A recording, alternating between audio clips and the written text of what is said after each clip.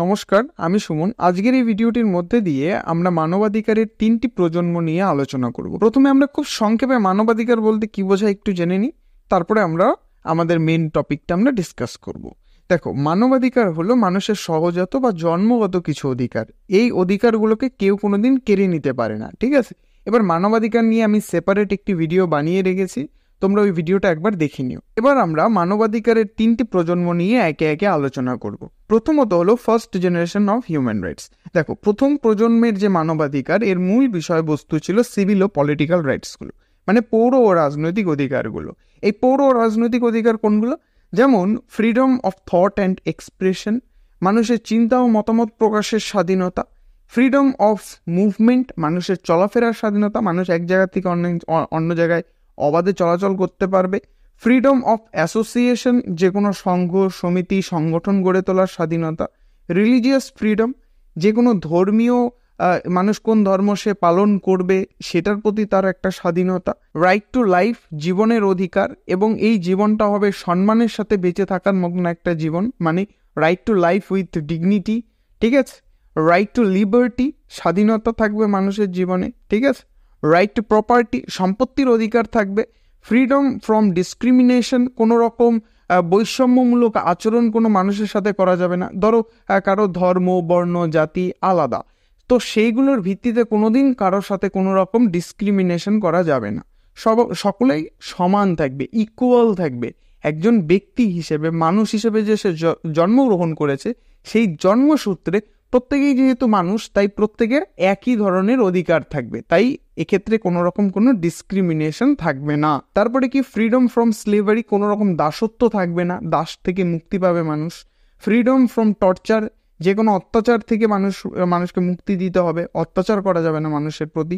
Freedom from any kind of inhuman punishment, ঠিক আছে? মানুষের প্রতি অমানবিক যে সকল শাস্তিগুলো দেওয়া হয় সেগুলোর থেকে তাকে মুক্তি দিতে হবে। ফ্রিডম ফ্রম আরবিটারি অ্যারেস্ট, ইচ্ছা মতন কাউকে অ্যারেস্ট করা যাবে না, ঠিক আছে? তো এই যে অধিকারগুলো, এই অধিকারগুলো কিন্তু নেগেটিভ রাইটস, ঠিক আছে? এই সিভিল ও পলিটিক্যাল রাইটসকে কি বলে? নেগেটিভ রাইটসও বলা হয়ে থাকে। এবার নেগেটিভ রাইটস কথাটার মানেটা কি? দেখো, নেগেটিভ রাইট হলো সেই ধরনের অধিকার যে সকল অধিকারে রাষ্ট্র কোনোদিন হস্তক্ষেপ করবে না, ঠিক আছে? রাষ্ট্র এই সব অধিকার থেকে দূরে থাকলেই মানুষের এই অধিকারগুলো সুরক্ষিত থাকবে। এই হলো নেগেটিভ রাইটস। আর এই প্রথম প্রজন্মের মানবাধিকারের কি থিম বা মূল যে থিমটা, সেটা হলো লিবার্টি, স্বাধীনতা। 1948 সালের ইউএন ডিক্লারেশন অফ হিউম্যান রাইটসের 3 থেকে 21 নম্বর ধারায় এই সকল অধিকারগুলোকে স্বীকৃতি দেওয়া হয়েছে। এবার আমরা second generation of human rights নিয়ে আলোচনা করব। দেখো, অর্থনৈতিক, সামাজিক ও সাংস্কৃতিক অধিকার হলো দ্বিতীয় প্রজন্মের মানবাধিকার। এই অধিকারগুলি রক্ষা করার মাধ্যমে রাষ্ট্র তার নাগরিকদের প্রতি কিছু দায়িত্ব পালন করে। এবার এই অধিকারগুলো কি? Right two education, right to work, right to health care বা মেডিকেল কেয়ার বলতে পারো, right two housing, right two social security. এই সকল অধিকার রাষ্ট্র বিভিন্ন সামাজিক কল্যাণমূলক কর্মসূচিগুলো গ্রহণ করার মাধ্যমে সুরক্ষিত করে থাকে। আর এইগুলো কিন্তু রাষ্ট্রের দ্বারাই সুরক্ষিত করা সম্ভব। অর্থাৎ এই সেকেন্ড জেনারেশন রাইটসগুলো কিন্তু ওয়েলফেয়ার স্টেটের মাধ্যমেই প্রোটেক্ট করা সম্ভব, ঠিক আছে? জনকল্যাণকামী রাষ্ট্র যাকে বলা হয়। বিভিন্ন দেশের সংবিধানে এই সেকেন্ড জেনারেশন অফ হিউম্যান রাইটসগুলোকে কিন্তু জায়গা দেওয়া হয়েছে। যেমন ভারতীয় সংবিধানের ডিরেক্টিভ প্রিন্সিপালস অফ স্টেট পলিসিতে কিছু সামাজিক কল্যাণমূলক কর্তব্যের কথা বলা হয়েছে, যে রাষ্ট্র যখন আইন তৈরি করবে সেই সময় যদি রাষ্ট্র এই ডিরেক্টিভ প্রিন্সিপালস অফ স্টেট পলিসিতে বলা যেসব অধিকার বা কর্তব্যের কথাগুলো বলা হয়েছে সেগুলোকে যদি মাথায় রেখে আইন তৈরি করে, তাহলে সেগুলো জনকল্যাণমূলক হবে, ঠিক আছে? আরেকটা জিনিস আমাদের খেয়াল করা দরকার, যে দারিদ্রতা, রোগ ব্যাধি, সামাজিকভাবে পিছিয়ে থাকার কারণে মানুষের মর্যাদা কিন্তু ক্ষুণ্ণ হয়। তাই রাষ্ট্রের দায়িত্ব সামাজিক কল্যাণমূলক কর্মসূচি গ্রহণের মাধ্যমে হিউম্যান ডিগনিটিকে রক্ষা করা। যেহেতু রাষ্ট্রের হস্তক্ষেপের মাধ্যমে এই সেকেন্ড জেনারেশন অফ হিউম্যান রাইটসগুলোকে রক্ষা করা সম্ভব, তাই এই অধিকারগুলোকে পজিটিভ রাইটস বলা হয়। তাহলে পজিটিভ রাইটসগুলো কোনগুলো? যে সকল অধিকারগুলোকে রাষ্ট্র হস্তক্ষেপের মাধ্যমে সুনিশ্চিত করে সেইগুলোকেই কিন্তু পজিটিভ রাইটস বলে, ঠিক আছে? 1948 সালে ইউএন ডিক্লারেশন অফ হিউম্যান রাইটসের 22 থেকে 27 নম্বর নং ধারায় এই সকল মানবাধিকার স্বীকৃতি দেওয়া হয়েছে। আর এই সেকেন্ড জেনারেশন অফ হিউম্যান রাইটসগুলো কিন্তু সোশ্যালিজম বা সমাজতন্ত্রবাদের দ্বারা গঠিত। এবার আমরা third generation of human rights নিয়ে কথা বলবো। এই তৃতীয় প্রজন্মের মানবাধিকারে যে সকল অধিকারের কথা বলা হয়েছে সেগুলো কিন্তু সমষ্টিগত অধিকার। যেমন সকলের বিশুদ্ধ বায়ু গ্রহণের অধিকার রয়েছে, সকলের বিশুদ্ধ জল খাওয়ার অধিকার রয়েছে, প্রত্যেকের প্রাকৃতিক সম্পদ গ্রহণের অধিকার রয়েছে, প্রত্যেকের দূষণমুক্ত পরিবেশে বেঁচে থাকার অধিকার রয়েছে। তাহলে দেখো, এই অধিকারগুলো কিন্তু মানুষ একা ভোগ করতে পারে না। আর এই অধিকারগুলোকে যদি সুনিশ্চিত করতে হয়, এনশিওর করতে হয়, তাহলে কিন্তু প্রত্যেকের যৌথভাবে সহযোগিতার প্রয়োজন।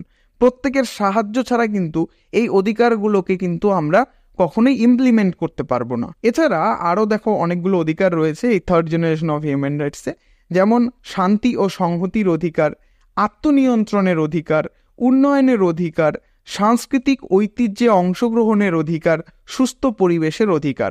আর এই অধিকারগুলো কিন্তু কোনো ব্যক্তি একা ভোগ করতে পারে না, ঠিক আছে? এইগুলো সকলে মিলে একসাথে ভোগ করে। তাই বিশ্ব নাগরিকতার ধারণা মানুষের মধ্যে জাগিয়ে তুলতে হবে।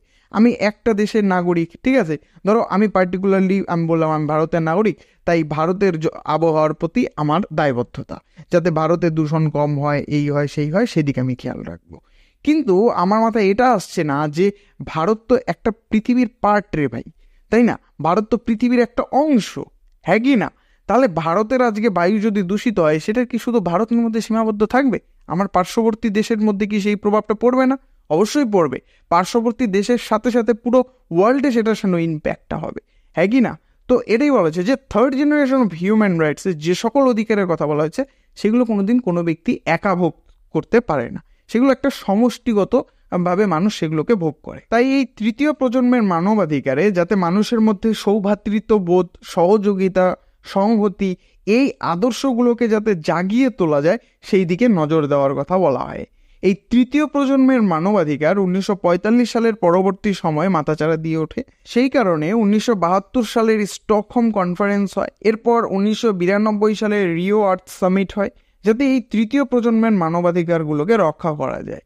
সুতরাং আমরা বলতে পারি এই থার্ড জেনারেশন অফ হিউম্যান রাইটসের কি থিম হলো ফ্র্যাটার্নিটি বা সৌভ্রাতৃত্ববোধ মানুষের মধ্যে জাগিয়ে তোলাই ছিল মূল লক্ষ্য।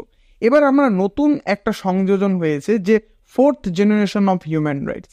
এটা নিয়ে অনেক ডিবেট রয়েছে, তাও হ্যাঁ, এটা সাম্প্রতিককালে কিন্তু একটা গুরুত্বপূর্ণ জায়গা যে আজকের যুগে ডিজিটাল নিরাপত্তার অধিকার, ডিজিটাল আত্মনিয়ন্ত্রণের অধিকার, ডেটা প্রাইভেসি, সাইবার সিকিউরিটি, এই অধিকার রক্ষা করার জন্য কিন্তু আন্তর্জাতিক ক্ষেত্রে বিভিন্ন সংগঠন তারা কিন্তু দাবি তুলছে, ঠিক আছে?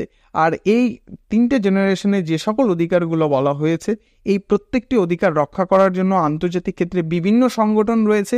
সেই সংগঠনগুলো তাদের দাবি দাওয়া তোলার মধ্যে দিয়ে, তাদের ভয়েস রেস করার মধ্যে দিয়ে, পাবলিসিটির মধ্যে দিয়ে কিন্তু এই মানবাধিকার যাতে সুনিশ্চিত করা যায়, মানবাধিকারের লঙ্ঘনের যখন কোনো ঘটনা ওঠে সেই ঘটনাগুলোকে কিন্তু তারা প্রেসের মাধ্যমে রিলিজ করে, তারা সেগুলোকে প্রচার করে এবং প্রচার করে একটা বিশ্ব জনমত গড়ে তোলার চেষ্টা করা হয়।